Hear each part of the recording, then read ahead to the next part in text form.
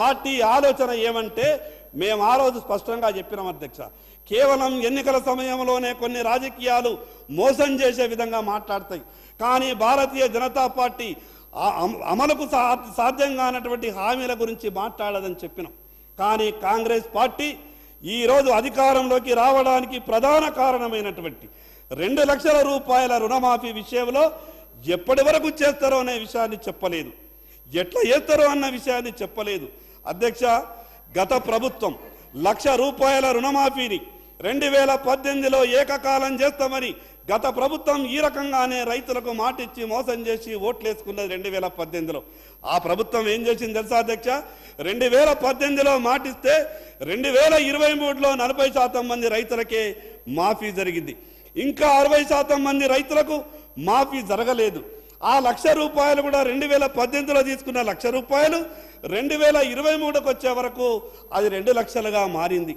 ఈ రోజు కూడా 2023లో రైతులు 2 లక్షల రూపాయల అప్పులు తీసుకొని ఉన్నారు. కొత్తగా వచ్చినటువంటి కాంగ్రెస్ ప్రభుత్వం మాఫీ చేస్తుందని ఇంకొక 2 నెలల తర్వాత వ్యవసాయ పనులు మొదలైతాయి అధ్యక్ష. మరి ఈ ప్రభుత్వం తరపున ఎక్కడ కూడా స్పష్టమైనటువంటి హామీ లేదు.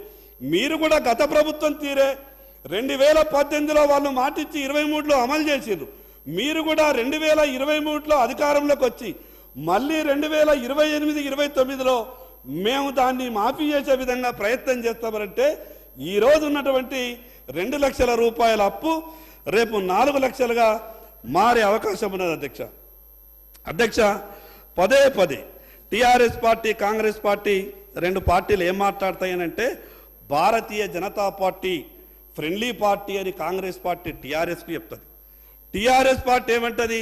భారతీయ జనతా పార్టీ కాంగ్రెస్కు ఫ్రెండ్లీ పార్టీ అని చెప్తుంది. అధ్యక్ష, శ్రీనివాసరెడ్డి గారు మాట్లాడుతూ ఒక మాట అన్నారు, బీజేపీ అభ్యర్థులను ఏ పార్టీ ఓడించిందని.